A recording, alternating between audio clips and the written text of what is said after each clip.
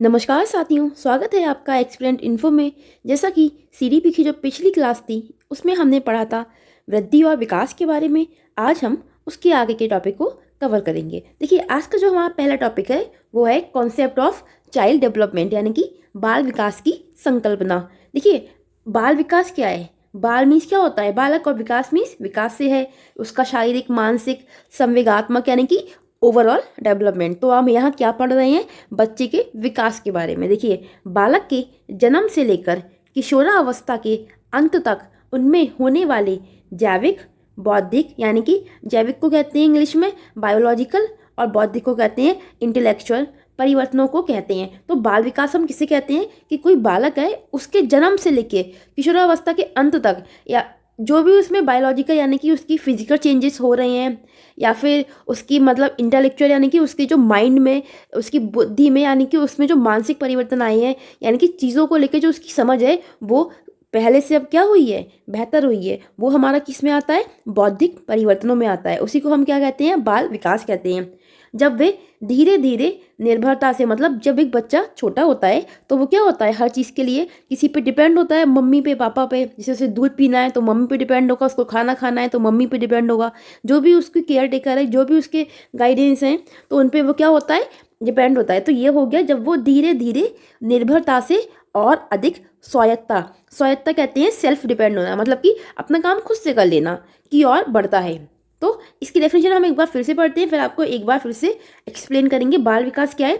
Simple शब्दों में, किशोरावस्था, जन्म से लेके किशोरावस्था के अंत तक उनमें होने वाले जितने भी जैविक और बौद्धिक जो परिवर्तन होते हैं उसको हम क्या कहते हैं? बाल विकास कहते हैं।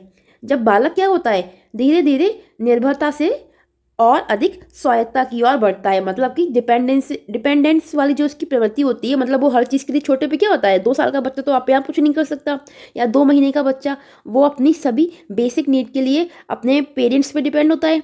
और जब इसको हम क्या कह रहे हैं? निर्भरता। लेकिन वो जैसे जैसे बड़ा होता जाता है उसकी जो निर्भरता होती है वो क्या होती है?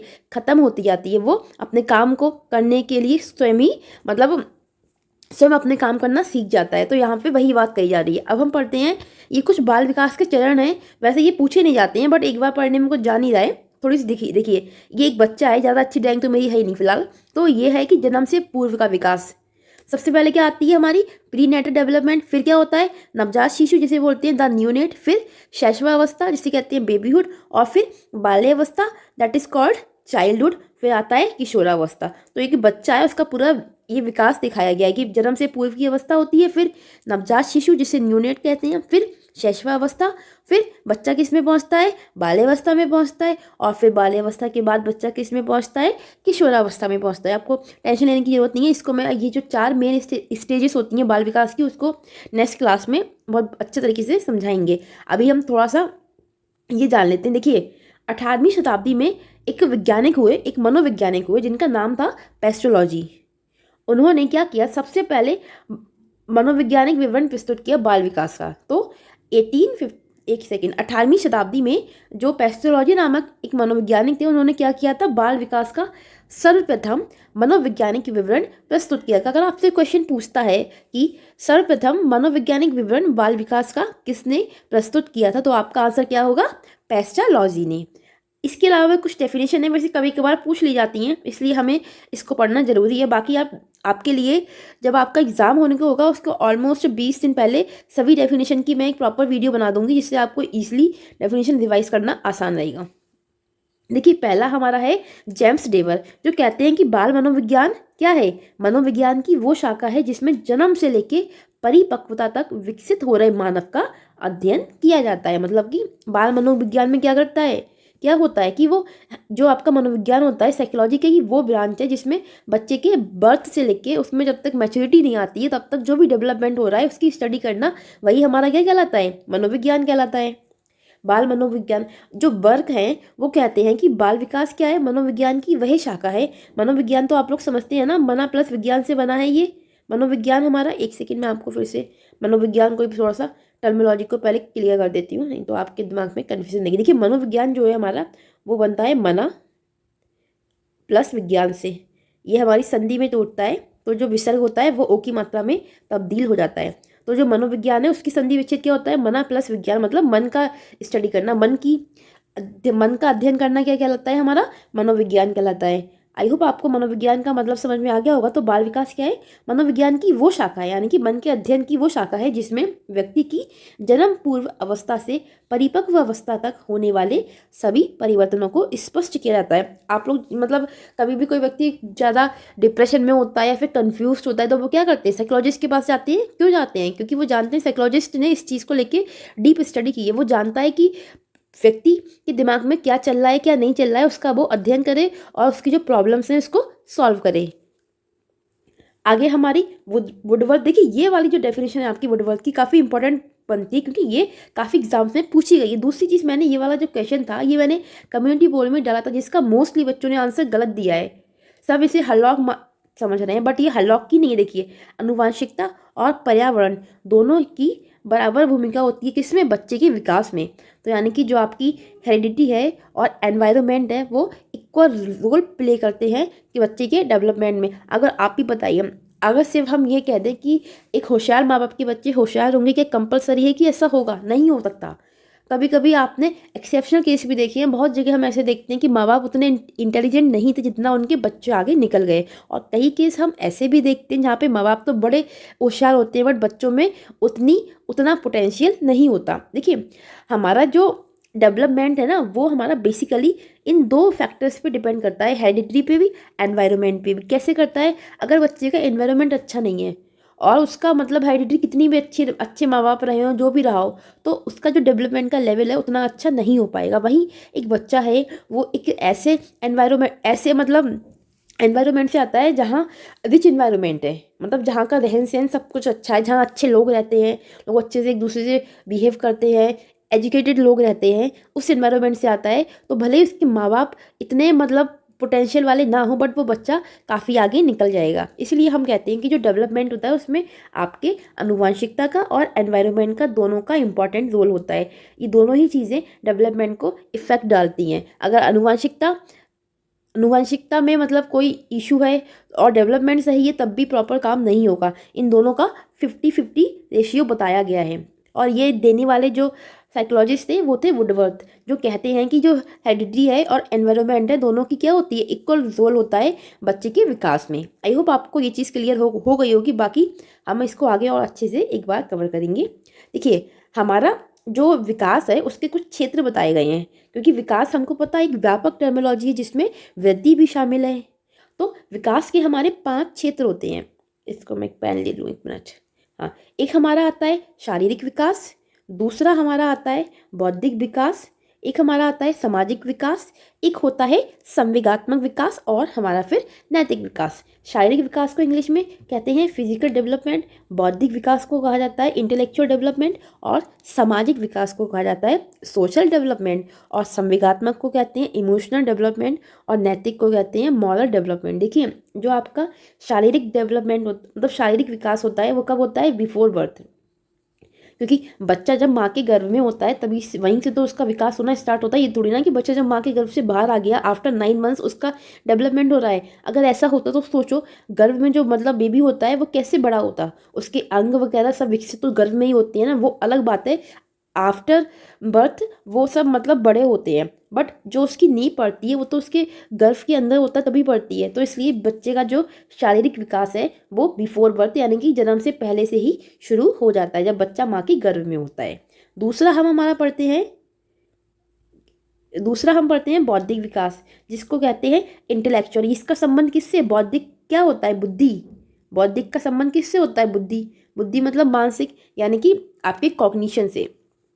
तो बुद्धि का विकास कब होता है, ये भी जन्म से होता है।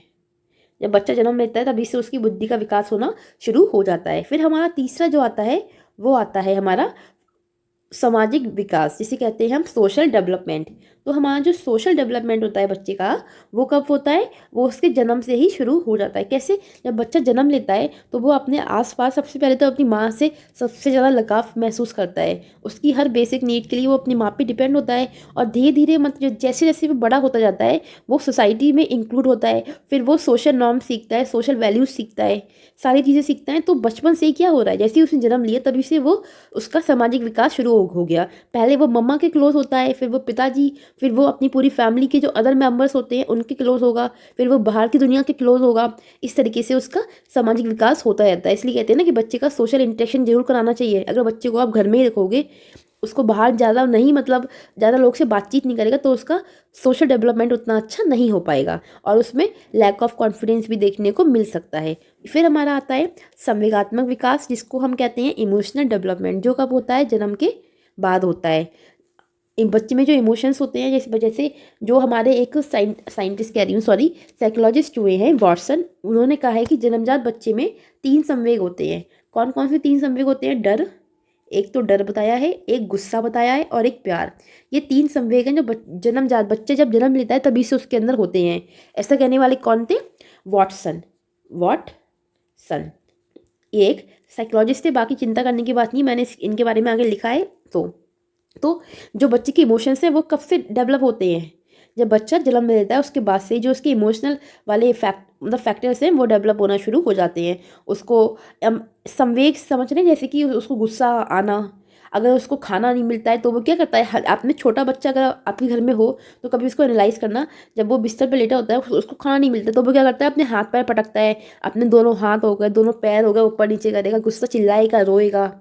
उसको जब भूख लगती है तब भी वो यही एक्शन करता है। कोई उसको परेशान करता है तो वो भी उससे लड़ाई करता है। और कोई अगर ज़्यादा साउंड की चीज़ें होती हैं तो उससे क्या होता है? उसकी आंखें पिनपिनाती हैं, मतलब आंखें टिमटिमाती हैं टाइप। वो बार बार अपनी आइज़ क्लोज करता है अगर जहाँ शोर हो रहा हो।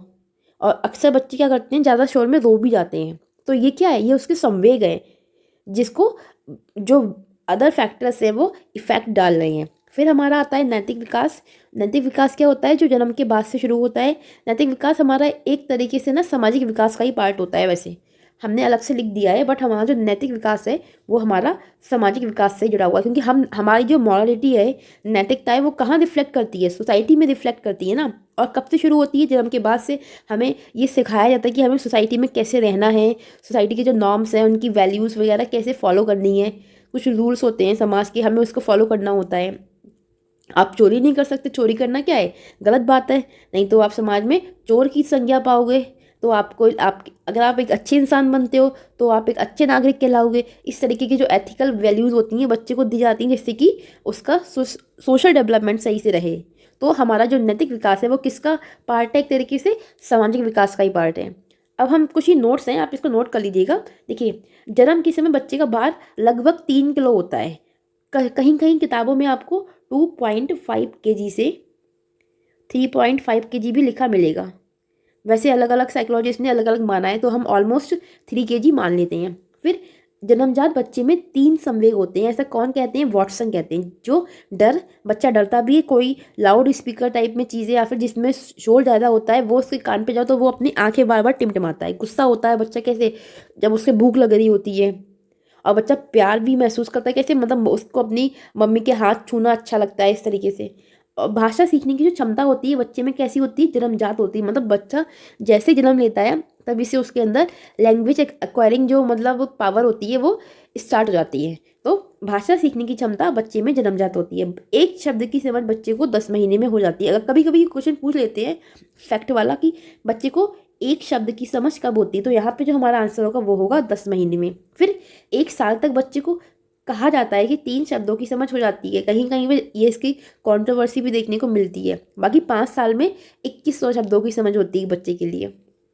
ये कुछ फैक्ट वाले क्वेश्चन है तो इसमें समझाने कुछ बनता नहीं, इसलिए मैंने नोट में डाल दिया। आप इसको लर्न कर लेना। अगर आपको PDF चाहिए हो इसकी तो वो आपको हमारे टेलीग्राम पे मिल जाएगी, आप वहाँ से डाउनलोड कर सकते हैं। एक हमारा आता है, देखिए 1 मिनट, व्हाट इज दिस।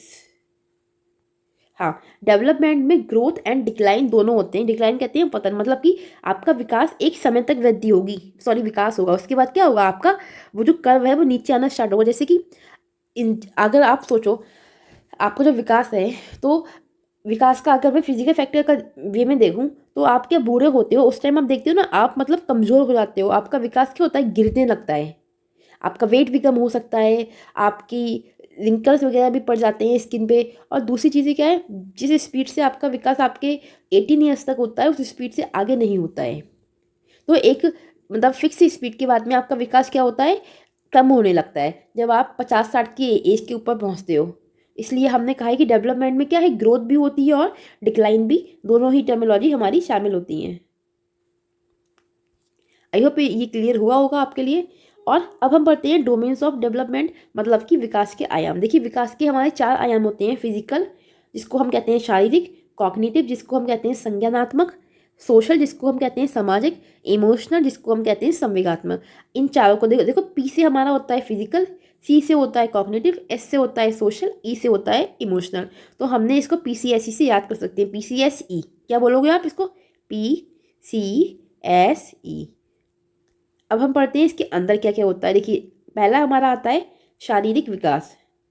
शारीरिक विकास में क्या होता है, देखिए जो आपका फिजिकल डोमेन है उसमें आपको क्या आएगा, शरीर की बात होगी, चाहे आपके बॉडी पार्ट्स हो गए, आपके ऑर्गन्स हो गए, उनके डेवलपमेंट की बात होगी, उनकी वृद्धि की बात होगी। देखिए इसमें साइज हो गया, शेप हो गया, वेट हो गया, हाइट हो गया, या फिर एबिलिटीज़ हो गई, कोऑर्डिनेशन, मतलब कि जैसे कि मैंने आपको लास्ट वीडियो में बताया था, एक 2 साल का बच्चा अगर आप उससे कहते हो कोई डिब्बा पकड़ लाओ, डिब्बा मतलब कोई पेन, चलो पेन लेते हैं, अगर उससे पेन मंगाते हो तो वो पूरे हाथ से पेन पकड़ेगा अपनी 5 उंगलियों से, क्योंकि उसको नहीं पता कि इसको सिर्फ मैं 2 उंगली से भी पकड़ सकता हूँ। लेकिन वही बच्चा जब 8 साल का होगा, आप उससे पेन मंगाओगे तो वो क्या करेगा, उस पेन को पर्टिकुलर फिंगर से पकड़ के लाएगा। तो इसका मतलब क्या है कि उसके अंदर कोऑर्डिनेशन एबिलिटी डेवलप हो चुकी है, मतलब एक चीज़ों के बीच एक मध्य सेतु बनाने का काम करना।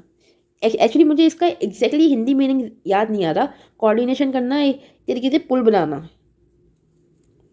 फिर हमारा आता है, इसमें हमारा क्या आता है, मोटर डेवलपमेंट आते हैं जिसको हम कहते हैं चालक विकास कौशल। कौशल लिखा नहीं है, आप लिख लेना, चालक विकास कौशल। ये हमारे 2 टाइप के होते हैं। एक होता है हमारा स्थूल चालक विकास जिसको हम कहते हैं ग्रॉस मोटर स्किल्स, दूसरा होता है हमारा सूक्ष्म चालक विकास जिसको हम कहते हैं फाइन मोटर स्किल्स। देखिए इसको याद करने की बड़ी अच्छी ट्रिक है, फिजिकल में जो भी बातें होंगी ना वो आपकी ह्यूमन बॉडी मतलब पार्ट्स ऑर्गन्स वगैरह की होंगी, साइज शेप की होंगी। तो इसको हम GF से याद करते हैं, GF तो आपको अच्छे से याद रहेगा, GF वर्ड तो आप कभी नहीं भूलने वाले। तो G से हमारा हो गया ग्रॉस मोटर स्किल्स और F से हमारा हो गया फाइन मोटर स्किल्स। जो मैंने रेड पेन से लिखा है ये हमारी ट्रिक है इसको याद करने की, GF। देखो ग्रॉस मीन्स क्या होता है, बड़ा, और फाइन मीन्स क्या होता है, सूक्ष्म यानी कि छोटा। तो जो ग्रॉस मोटर स्किल्स होते हैं आपके, यानी कि स्थूल चालक विकास होते हैं, उसमें हमारे बिगर बिगर मूवमेंट शामिल हैं, जैसे वॉकिंग हो गया, रनिंग हो गया, या फिर मतलब वॉकिंग, रनिंग, स्विमिंग हो गया, जिसमें आपकी पूरी बॉडी के जो मतलब पूरी बॉडी के जो पार्ट्स हैं वो इंक्लूड हो रहे हैं ऑलमोस्ट, मतलब ज़्यादा से ज़्यादा आपके बॉडी पार्ट्स इसमें इंक्लूड हो रहे हैं। वो आपका किस में आता है, बिगर मूवमेंट में आता है। लेकिन अगर हम बात करते हैं सूक्ष्म चालक विकास की, जिसको हम कहते हैं फाइन मोटर स्किल्स, इसमें क्या आते हैं, स्मॉल मूवमेंट आते हैं, मतलब किसी पर्टिकुलर चीज़ से आप कुछ काम करते हैं, जैसे राइटिंग हो गया, पेंटिंग हो गया, ड्राइंग हो गया। तो ये सारी चीज़ें किस में आ रही हैं, हमारी सूक्ष्म चालक विकास में आ रही हैं, क्योंकि इसमें हमारे कुछ पर्टिकुलर फिंगर्स हैं उसका यूज़ हो रहा है, ना कि हम पूरी बॉडी का यूज़ तो नहीं कर रहे हैं ना, इसमें कुछ स्पेसिफिक फिंगर्स हैं उसका यूज़ कर रहे हैं। जबकि जो ग्रॉस मोटर स्किल्स होता है उसमें क्या होता है, हमारे बिगर मूवमेंट्स होते हैं, वॉकिंग, रनिंग, भागना, दौड़ना, खेलना, कूदना, ये सारे किस में आते हैं हमारे, ये सारे बच्चों हमारे ग्रॉस मोटर स्किल्स में आते हैं। बाकी मैं एक बार फिर से आपके लिए मोटर डेवलपमेंट की डेफिनेशन को, चलिए मैं आपके लिए मोटर डेवलपमेंट की पहले डेफिनेशन लिखवा देती हूँ। अगर जिसको भी नोट करना हो वो नोट कर सकता है कि मोटर डेवलपमेंट यानी कि चालक विकास कौशल क्या होते हैं। इसका संबंध है कि वो गति संबंधित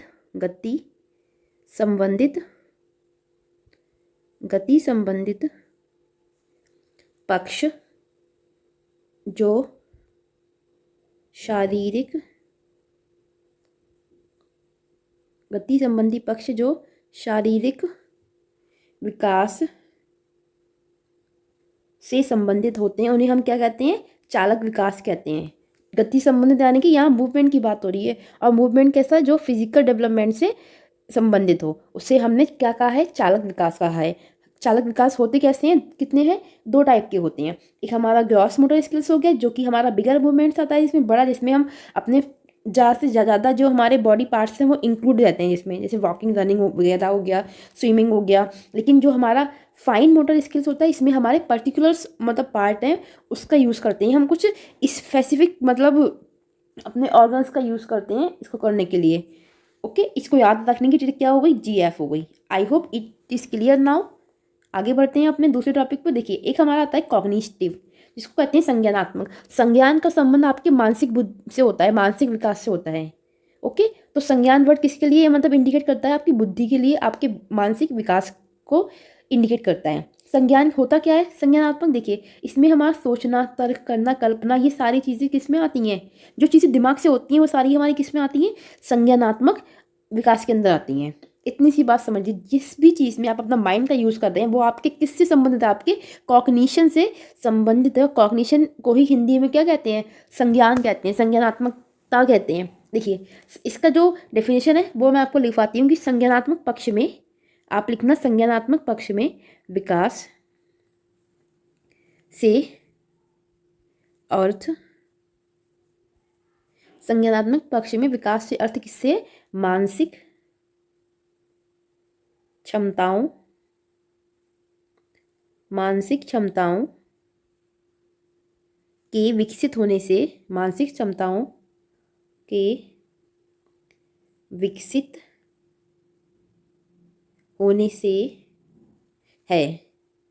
तो संज्ञानात्मक विकास का संबंध किससे है कि जो आपकी मानसिक क्षमताएं हैं वो विकसित हो रही हैं। इसके आगे मैं रेस करके लिखती हूँ वरना मेरी स्क्रीन पे आ नहीं पाएगा। और संज्ञान का जो अर्थ होता है वो किस चीज़ से होता है, संज्ञान इस शब्द का मतलब जैसे मैंने आपको बताया था कि आपके दिमाग से होता है। आपकी जितनी भी यहाँ पे इंटेलिजेंस का यूज़ हो रहा है, दिमाग या बौद्धिक क्षमताओं के विकास से होता है। बौद्धिक में नीचे ला नहीं आएगा, बौद्धिक क्षमताओं के विकास से होता है। एक बार मैं रिपीट कर रही हूँ, आप लोग अगर चेक करना हो तो चेक कर सकते हैं। देखिए, संज्ञानात्मक पक्ष में विकास से अर्थ हमारा मानसिक क्षमताओं के विकसित होने से है, और संज्ञान का अर्थ होता है हमारे दिमाग से, बौद्धिक क्षमताओं से, जहाँ पे आपकी देखिए जो भी एक्टिविटी जिसमें आपका माइंड इंक्लूड है, माइंड यूज़ हो रहा है, वो आपके कॉग्निटिव में आती हैं।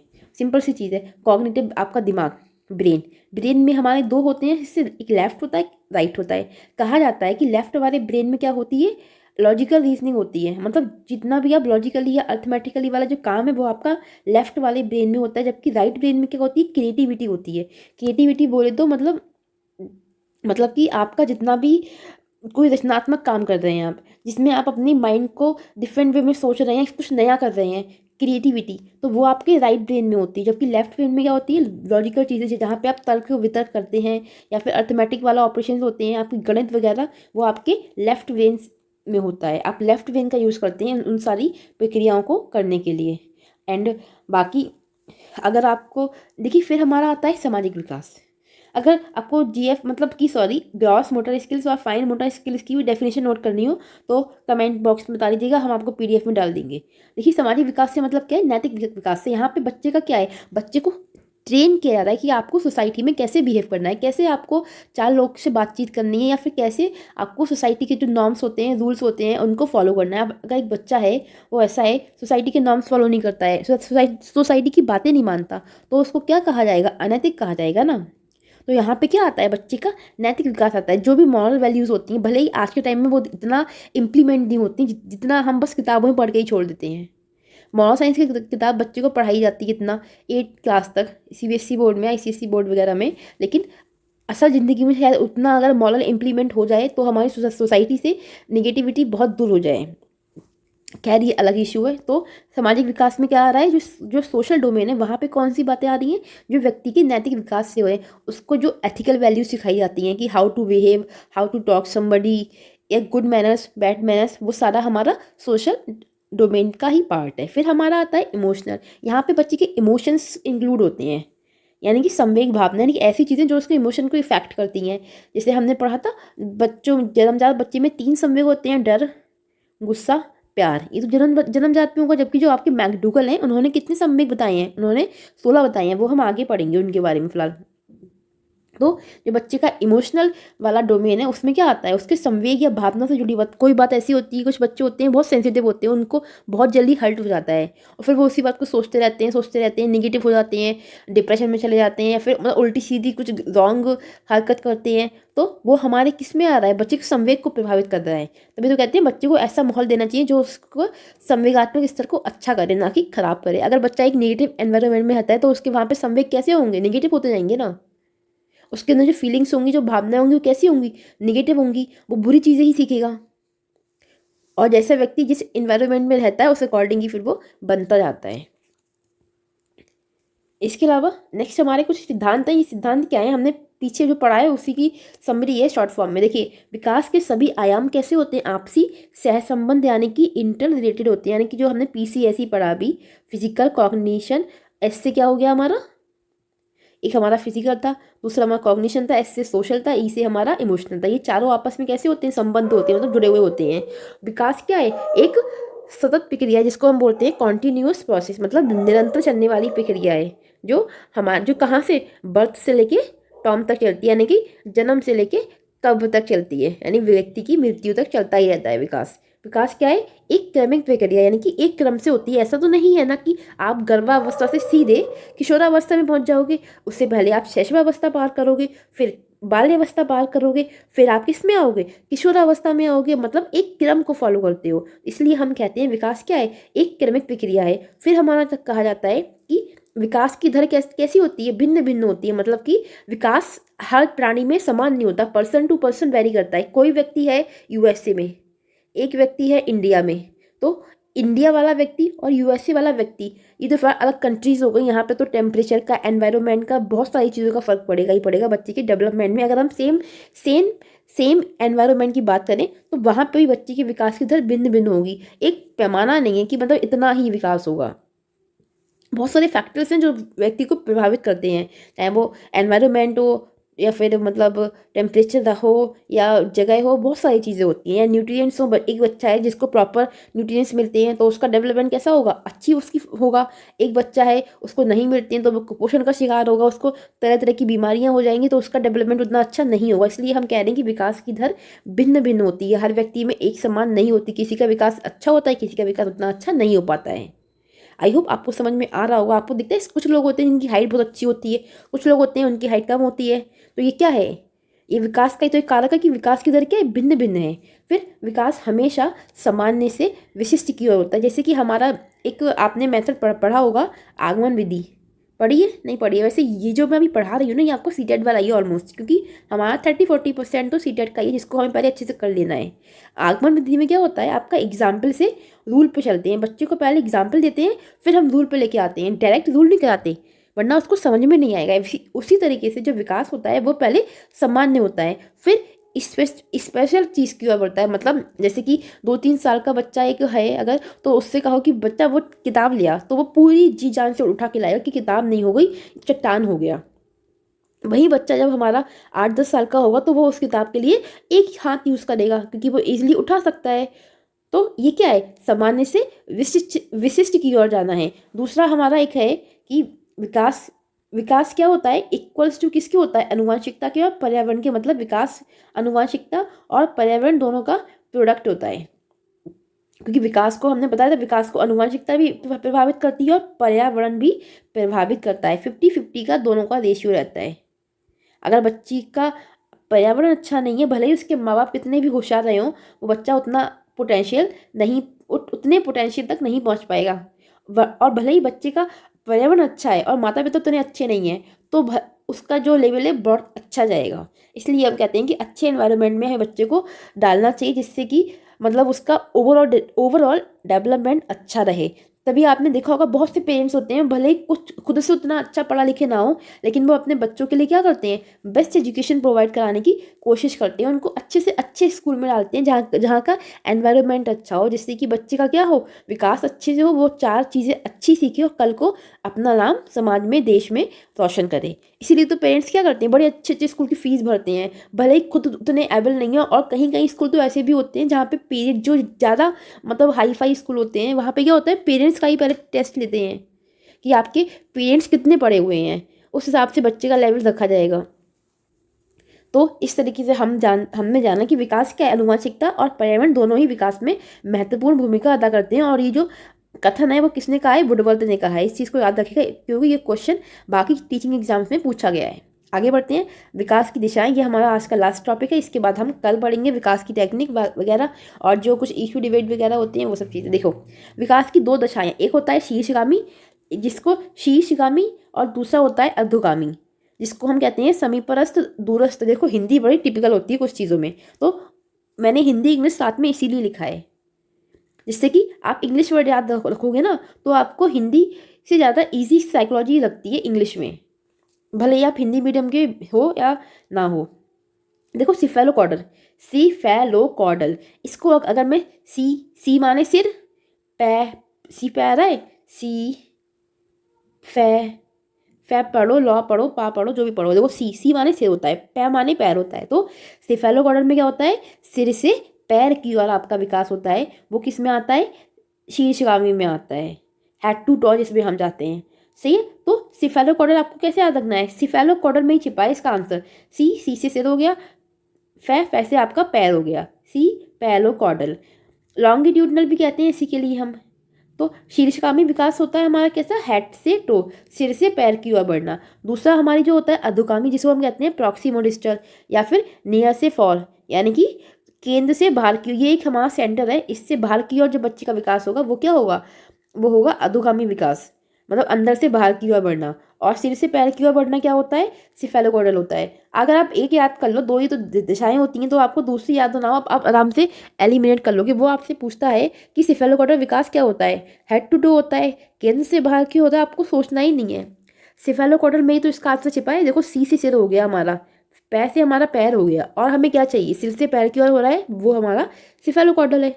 बात खत्म। तो विकास की दिशाएं भी हमने आज कवर कर लिया। बाकी एक छोटा सा पॉइंट है, कहा जाता है, काफ़ी साइकोलॉजिस्ट ने कहा कि जन्म के समय जो बच्चे का सिर है वो शरीर का 25% होता है, मतलब कि बच्चे का सिर शरीर का 25% एरिया कवर करता है, 25% भाग होता है। हमारी 100% होता है पूरी बॉडी, उसमें से 25% क्या होता है, बच्चे का सिर होता है। सो ये हमारी आज की CDP की क्लास थी जो कवर कंप्लीट हुई। आई होप आपको अच्छी लगी होगी। बाकी कोई भी डाउट हो तो आप कमेंट बॉक्स में लिख सकते हैं। बाकी इसकी PDF के लिए आप हमें टेलीग्राम पर ज्वाइन कर सकते हैं। इसके अलावा मैं एक और इंपॉर्टेंट इन्फॉर्मेशन देना चाहूँगी आपके लिए, एक मिनट, लेट इट थोड़ा जूम कर लें। देखिए, मैंने आपके जो KVS PRT के जो प्रीवियस ईयर है वो मैंने अब तक 4 साल के करा दिए हैं। जो आपके 2018 का भी करा दिए, तो काफ़ी बच्चों ने देख रखा है। 17 का भी करा दिया है, 2016 का भी करा दिया है, और 2015 का भी करा दिया है। अगर आप लोग KVS PRT का एग्ज़ाम दे रहे हैं, इसके लिए सीरियस हैं, तो वाकई इन पेपर को देखना ना भूलें। बाकी 2013 का जल्दी आपको देखने को मिलेगा हमारे यूट्यूब चैनल पे। देखो, प्रीवियस ईयर आपका बहुत हेल्पफुल रहते हैं, आपका माइंड सेट करते हैं, आपको समझ में आता है कि क्वेश्चन पूछते किस तरीके से है वो संस्था। तो इन चारों के प्रीवियस ईयर हमने अपने चैनल पे सॉल्व कराए हैं, आप उनको जाके देख सकते हैं। और आपको कैसे लगे कमेंट बॉक्स में बताइएगा। अगर आपको आज की क्लास अच्छी लगती है, आप आगे चाहते हैं कि मैं कंटिन्यू करूं, तो प्लीज़ कमेंट में बताइएगा आगे ऐसी क्लास और मैं लाऊं या ना लाऊं। ओके फ्रेंड्स, आज के लिए इतना ही रखते हैं। थोड़ा हेल्थ इशू है मेरा, इसलिए मैं और नहीं कर पा रही हूँ। और कल मिलते हैं अपनी नई क्लास में। तब तक के लिए पढ़ते रहिए। Tata bye bye.